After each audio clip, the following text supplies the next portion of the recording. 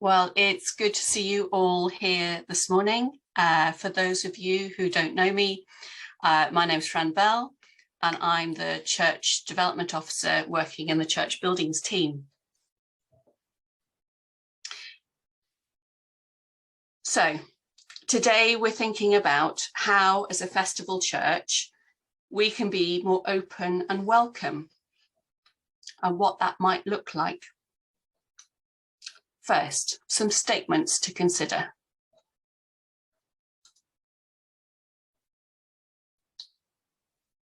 Festival churches can be really vibrant places, the beating heart of Christian life within communities. They are most definitely not on the shut or on the road to closure.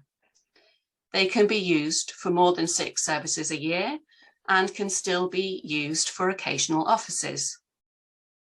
But they are also there to be a blessing to the communities in which they sit and to those who want to visit them as a tourist, a pilgrim, a neighbour, as someone who needs some space to find some peace for a myriad of other reasons. These church buildings contain a lot of history, but they also contain the collective memory of the people who have known them and the people who have worshipped there for generations. And being a festival church allows for that memory, that sense of place, to live on. They are still very much part of proclaiming the gospel message. Being a part of a festival church will also give you a chance to pause, to take a breath, consider what your vocation is, what your calling is for how you can continue to serve God, but focusing on quality rather than quantity. In a later webinar, we will look at community engagement in more detail, but start to think about who already uses the church building and who doesn't. What else happens in your wider community? What networks are there? How can your festival church become a haven for all who encounter it? So, where to start? It doesn't have to be complicated. Open the door. Do this regularly. It has many, many benefits. Costs you nothing. It means that anyone who wants to come in can come in. It will continue to help people to connect with their place in community and with God. Many people want to be in churches, even if they don't want to come to formal worship. Churches are one of the few places you can come and sit for 5 minutes or more to reflect, to pray, to wonder, to just be without having to buy something. And as we have all become more aware throughout this pandemic, there is a yearning, a need to connect, not just with people, but with places and spaces. I have often heard, oh, but we cannot open the church all the time due to security, or, oh, but we don't have enough people to be there all the time. A church that is open and looks like it is cared for is less likely to be targeted by petty thieves and vandals than a locked one. If someone is intent on getting into the church, they will. And if it's locked, they are more likely to cause more damage in the process. An open church is more likely to have people popping in. Ecclesiastical insurance prefers your church to be open, subject to sensible precautions, such as locking away valuables, such as the communion plate and any electronics, keeping doors to towers and plant rooms securely locked, and not having ladders accessible either. building relationships with your local police, and following any advice given by your insurer. And it's not necessary for someone to be there all the time. Churches can be left open in daylight hours without someone being there at all. Another thing to consider is that if your door is locked, visitors will not be able to leave you a donation. And I appreciate that connectivity across the diocese does not always allow for contactless giving, but there are ways to make this easier for visitors to leave a donation. Just don't make it the first thing they see when they walk in the door. I'll come back to intentional welcome in a bit. Also, opening the door is healthier for the building. It lets the air flow through, leading to less problems with damp and rot. But come back to the second webinar on maintenance to find out more. One of the things I'd like you to do is look at your church building. Really look at your church building as if you are seeing it for the first time. Does it make you think of that bit of Psalm 122? I was glad when they said unto me, let us go into the house of the Lord, or not? Does it look loved or neglected? And what do you think either says about a loving God and the quality of welcome that can be expected? So make sure your paths are clear and not trip hazards. Is the porch welcoming, clear of clutter and leaves? Are the gutters working, or are they growing a national collection of buddleia? What's on your notice board?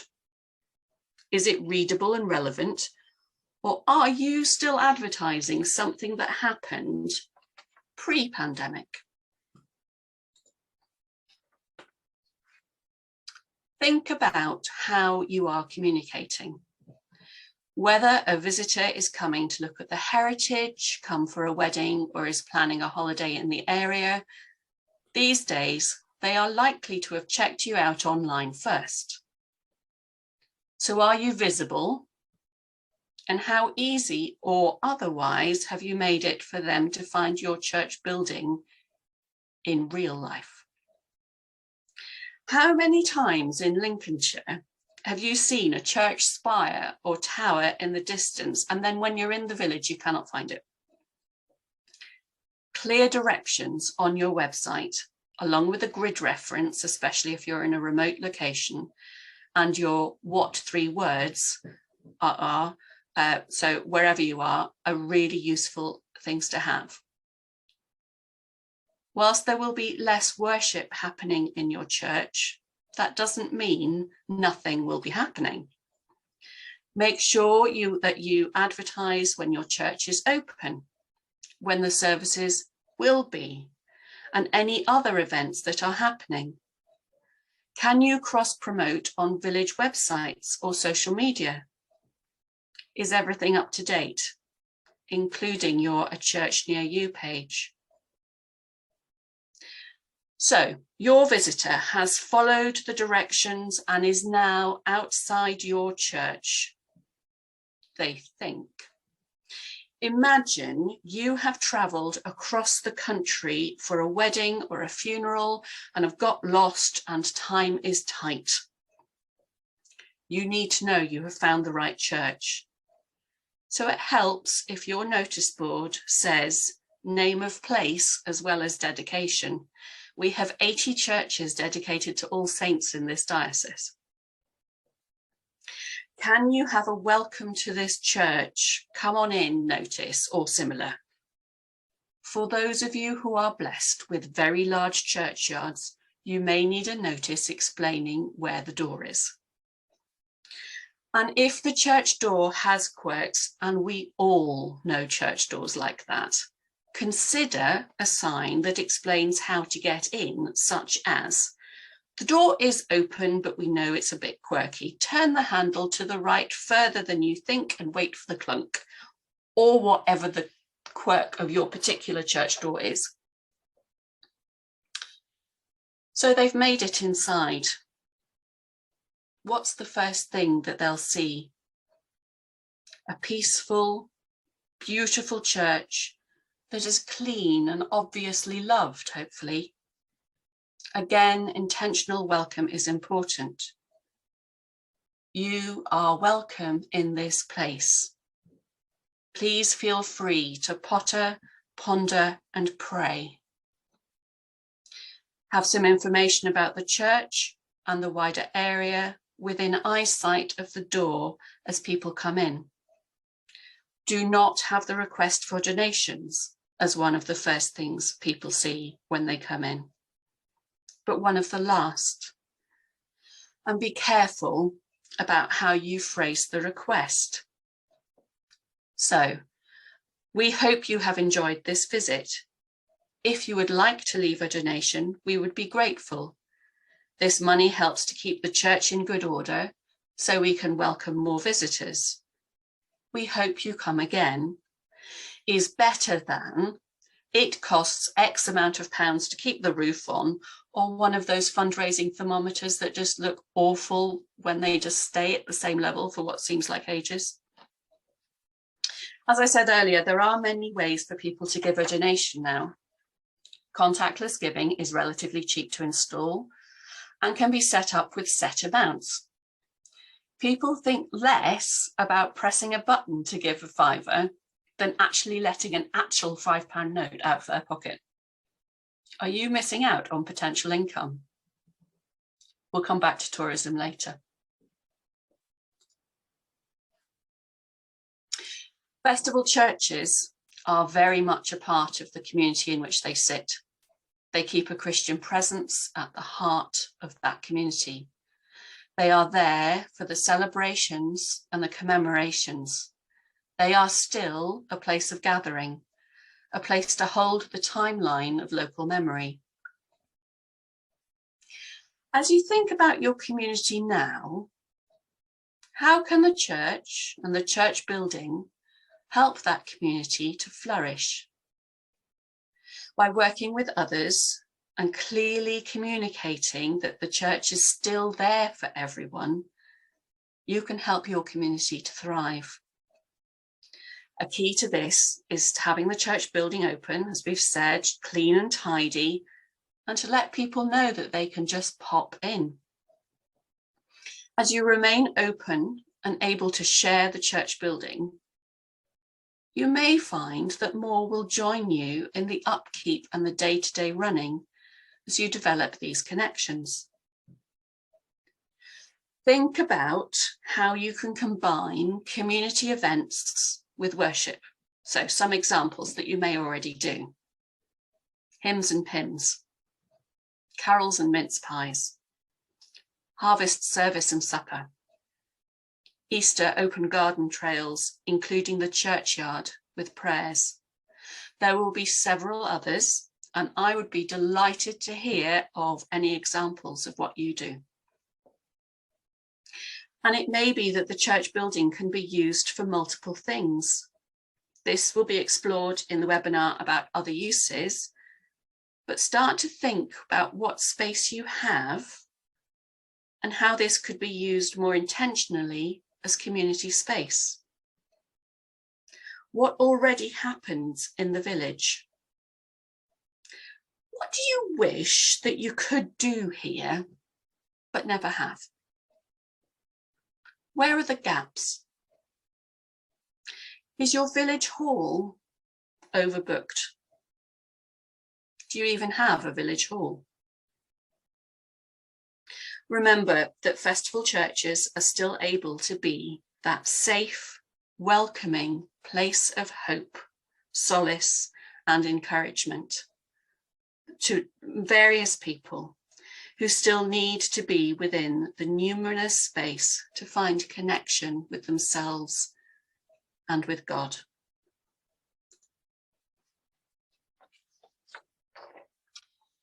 So thinking now again about tourism. Be aware that church tourism is a growing sector. The Church Visitor and Tourism Association estimate that an open church gets between 700 and 4,000 visitors a year. So if your church building is open, you can be welcoming several visitors. Think about what you would like to see when you go into a church you haven't been in before. Does your church building give this same level of welcome? Will anyone who visits be aware of God blessing them, or will they be unable to connect because they can only see the clutter? Remember, first impressions really do count. Excuse me. Do check with your insurer, but as I've said, usually churches can be open in daylight hours without someone being there. The visitor will then be able to open the door and discover the joy and peace that comes from being in a church space. They will also be able to discover the unique story of your church building as part of the bigger story of the Christian faith. And they will discover more of you as community, both worshipping and wider. What will you tell them? Each church really does have a story to tell, not only about the building, the architecture, the stained glass, but also about the people of that place, both living now and those gone before, who have handed on the faith and the stories of this particular place. And your interpretation does not need to be complicated.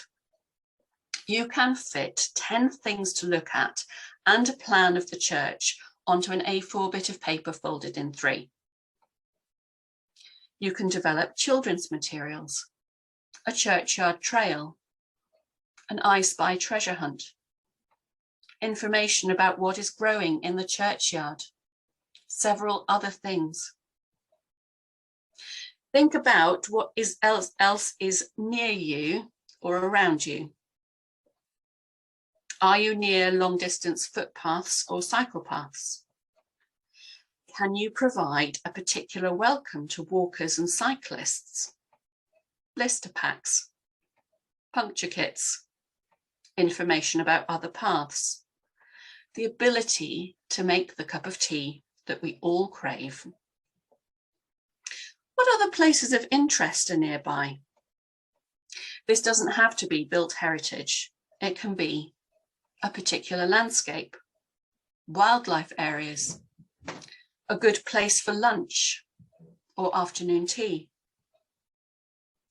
And I know of various churches that offer DIY refreshments. I think someone from Fullerby is on this call, which is where I first spotted it, of squash, tea, coffee, wrapped biscuits, long life milk, with a box for donations. Can you think about doing the same? Can you also offer a dog bowl by the porch with water refreshed daily? I know that my greyhound appreciates such things.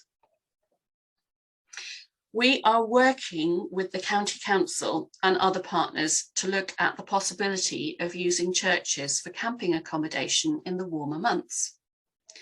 The Churches Conservation Trust have champing churches where this already takes place.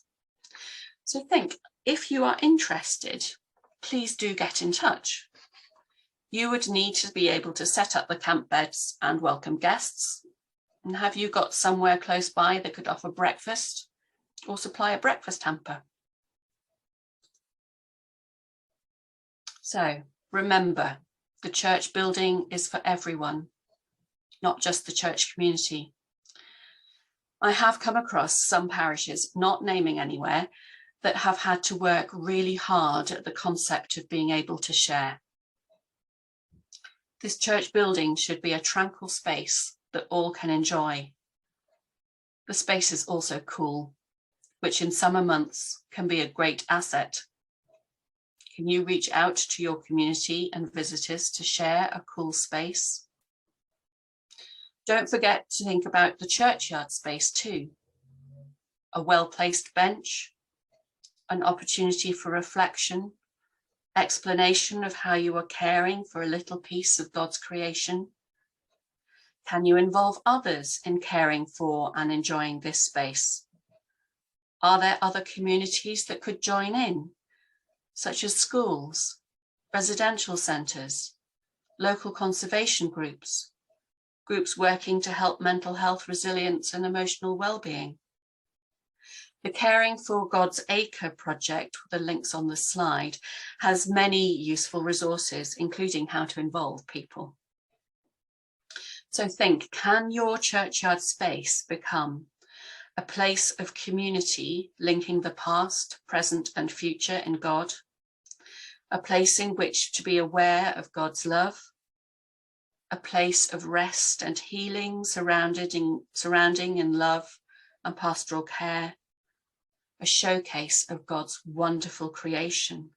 I'm sure several of you have wonderful churchyards full of snowdrops at the minute. A space for everyone to come, contemplate and worship amidst creation. Think also about what's going on in your benefice, the Deanery Partnership, and in the wider community. By building wider connections, you can complement rather than compete with what is happening elsewhere and avoid duplication and clashes of dates when you are planning for festivals and other events. And then these networks can also be places of shared wisdom and support.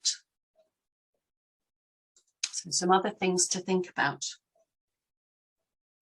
Whilst there are many things that festival churches will share in common, there are also things that are unique to your place and context. The building itself, the story of this place and the community, its position in the landscape. So think about what your local church's USP or unique selling point is. This will help you work out what you might do in the space. Remember, festival churches are very much still holy and spiritual spaces. You can tell when a church has been prayed in for centuries, and this prayer does not need to stop just because formal worship happens less often. By having the building open and offering a good welcome, the love of God is shared with others. We'll look at community engagement in more detail in the webinar in July. But start to think about ways to explain clearly to your community what is happening and how they can get involved.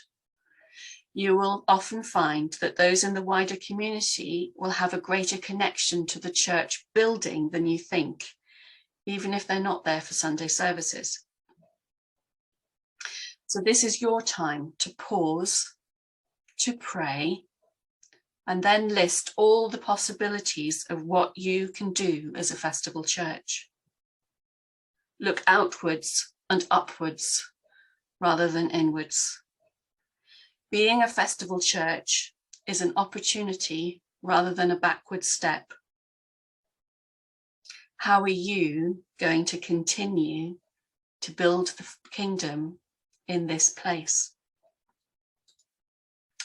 So this has been the first in a series of webinars, and it would be wonderful to see you at any or all of the rest of them.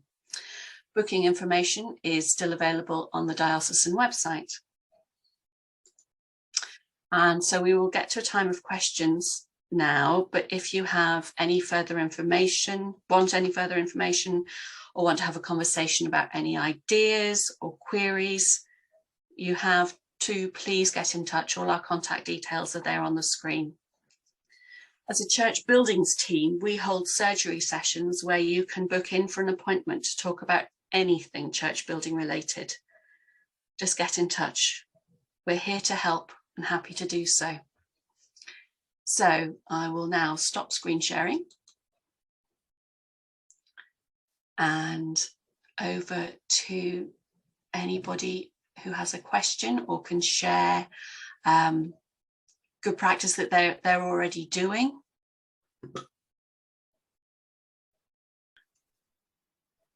Joan, I can see your hand up.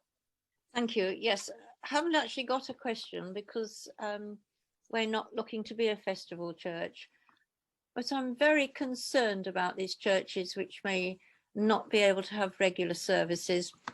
You know, we still go around the countryside and see these old chapels that are now used as, well, anything from keeping chickens to chicken boxes, and it's very sad. I just want to say, well, all I want to say at the moment is thank you so much for what you've said.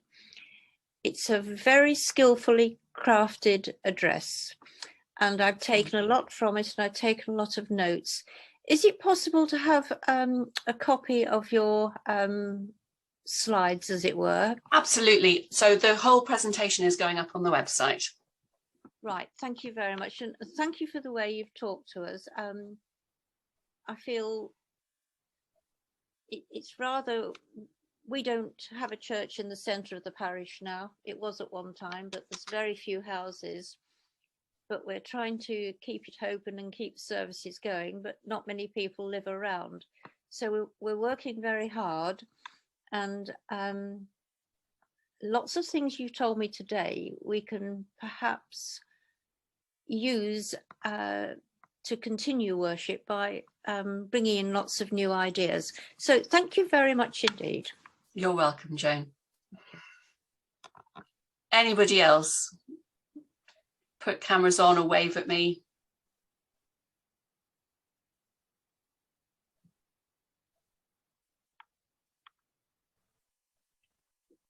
Hello, Stephen. Just picking up on what Joan said there about what we might call failed churches and chapels. What we are trying to do is to target those who are putting themselves in category 5 to see if there is anything we can do to help them so that they don't fail. And indeed, that's a lot of what we do all, day after day in the office, but we are going to be targeting particularly category 5 to see if there is something that we can do that might unblock whatever it is that stops parishes from being able to do what they might want to. So there will be particularly targeted help for those, and of course it's there for category 4, category 3, all of them. You only have to ask and we can arrange a site visit to come and visit. We're happy to talk through any proposals that you want as well. Thank you. Anybody else want to add anything or share anything? Hello, Richard. You need to unmute. I think you'd learnt that after 2 years, wouldn't you? Yes, I'm not part of the buildings team, but we're working very closely with the buildings team. I'm a vicar and a rural dean, but I'm also seconded to work on the Time to Change programme. And I kind of set up and ran the church types exercise by which we people have identified what they believe they can do. And I think you will understand that none of what is being suggested, nobody's being forced to be anything. The categorization of churches was a kind of freely offered opportunity to pray and to think about what you can do. I was enormously encouraged by what Fran was talking about, because it absolutely 100% accentuated the positive. This is not about what can we no longer do, but it's about what can we continue to do, but actually what can we uniquely do as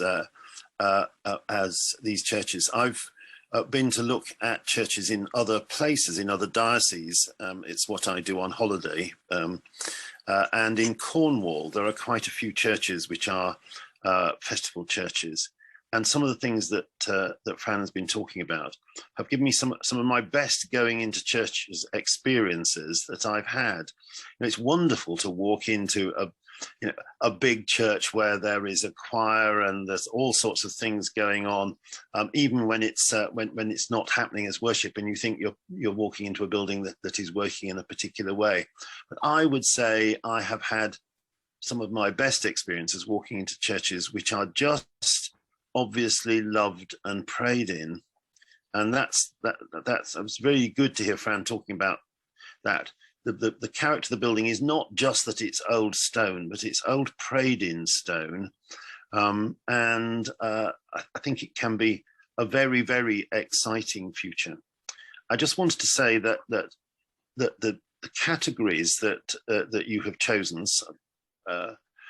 Stephen mentioned that we're trying to discourage churches from being category 5 if we possibly can.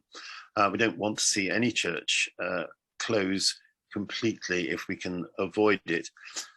But there is now an opportunity on the website to recategorize. If you think that perhaps you got it wrong, that you would like to have more worship than is possible in a type 4 church, then you just have to go onto the website, having had a PCC decision and so on. So it is possible. There is mobility between the types of church. And the number of churches that have opted for actual closure, going back to the comment about a landscape of closed chapels that have become furniture shops or whatever, I don't think that's the route that we are going. I don't feel, it's certainly not what the diocese and senior management are wanting to see, and I don't think it's what we're getting back from the churches that we've heard from. So I think we have in the high 20s, 26 or 27 churches that have identified themselves as type 5. And remember that doesn't say closing, that says wanting to explore the possibility of closure. And I and my colleagues in Time to Change and the folks in the buildings team will be working to look at whether there are alternatives to that. And the other thing about that is that those churches that have put themselves as type 5, more than half of them were already on the track for closure. They'd already started in some way the process of considering closure. And sadly, there are communities that run out of steam and buildings that can no longer be brought up to a usable standard. It's mostly the loss of steam in the community. And sadly, that will happen in a few cases.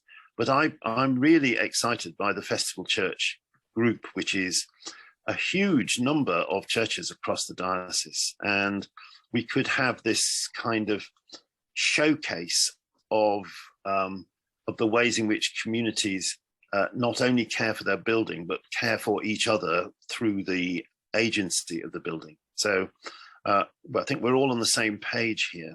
And I would be very happy to receive questions about mobility, about the ways in which the type 4 churches might be able to receive some worship, and how they will be looked after, because that's the big challenge. The next 4 months is deciding how we're going to provide ministry of different kinds, and what you want in type 4 churches is going to be something I'm looking to hear. Sorry, I've spoken too much, but it might direct some questions to matters of how these churches will be looked after by the church. And if anybody else has any questions now, wave at me. But equally, hello, Christine. Oh, I haven't really got a question. I just want to make a comment. Our church has been open during daylight hours for some years now because we went on the Lincolnshire Church trails. We haven't got enough people to man it, so we took the chance. And it's been a really positive experience. We've had a couple of minor issues, only one attempt to steal, and everything of value was locked in a safe, and a few incidents like children craning in the visitors book. But on the whole, it's been a really positive experience. Lots of visitors write in the visitor book, really lovely comments.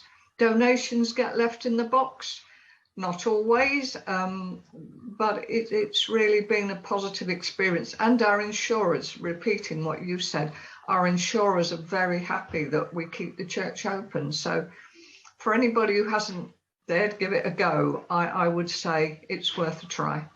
Christine, I may well come back to you for a quote on that. That's fantastic.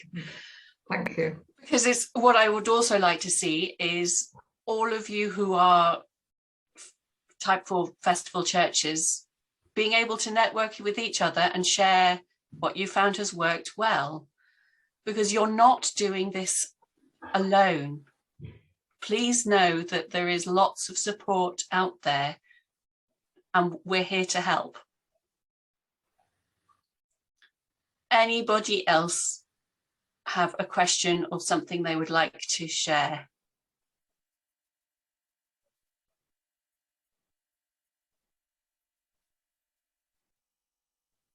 Fran, I took from your talk where you were asking us to go into our buildings and look afresh and look and see what are the things you wish you could do in your building. The question that came into my mind is, what is it that's preventing you from doing that now? And that might be, we haven't got a servery, or we haven't got a loo, or we haven't got any money to do any of those things. If you can think of what it is that's preventing you, you have basically written your statement of need. So that is what your statement of need will say, why we need to do a change in the building in order that we can do things better for mission, for ministry, or simply welcoming people into our church buildings. That is the basis of your faculty application, together with your statement of significance. The statement of need answers the questions that the Chancellor of the Diocese will be asking. Why do you want to do this work? And for even more detail, come back for the webinar on quick wins with the DAC. But equally, if you have any questions about faculty process, do get in touch. Fran, I think Martin Joy was waving energetically. Hello, Martin. Can you unmute? Is that okay? Yes, I can hear you now. Oh, good. I have no problems with the churches going to 4. I think one of the difficulties that we may have is bringing some of the more reluctant people with us. Because obviously they're used to their service every Sunday and such like. So that leads on to one question. I think you said in an earlier slide that there would be no more than 6 services a year. Is that actually set in concrete? No, what I said was the minimum is 6. Oh. Okay, that answers that question. But it is, I think for those of us that are new to this, it is a question of slow steps to try and make sure that we don't lose anybody as well and we bring them forward with us. Because it will be quite a massive change. I've had experience of this before in the church in Wales, where things have changed and it took a long time to bring people with us. And I think we just got to pray and work with that so that we keep the people with us. Absolutely. But also remember, think about how many decades, centuries that church building has stood on that site. Yeah, 1950s.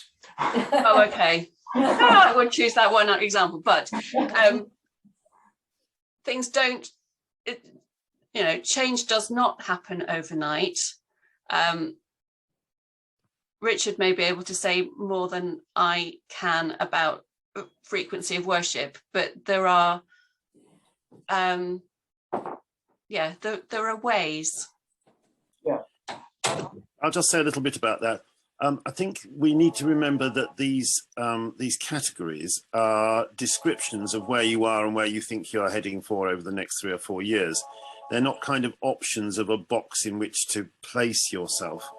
And I think if your church and enough people in it believe that they want regular worship, and you have the human resources, the people to open the church and to get ready for worship and to welcome people. If you have that, then my son, you will be a type 3 church, because regular worship in a local church means type 3. The other thing is, if your church becomes a type 4 church, and many already are, in my deanery, I've got 3 churches that have gone to be type 4, and they are already off the rota in terms of Sunday worship, but they were heading that way anyway. I think one of the important things that we have to do is to consider how will those people who live in the parish around that church, where will they go for their worship? Where will they be nurtured? Where will they be loved and looked after? Where will they go for their pastoral care? So that's going to be a big part of the next year of churches opening their doors and their hearts to each other in order that there can be a sharing of welcome. I know there's a sort of message in Lincolnshire that people don't like to go into a different church than their own, but I think COVID has actually changed that. People have been online to different churches. Sometimes only one church in a group has reopened to begin with. So I think that how we actually, as a church community across the diocese, care for the people whose local church is a type 4 church is something that I hope to be out discussing quite a lot, because I'd love to hear how you would like it to work for you if you are a type 4 church.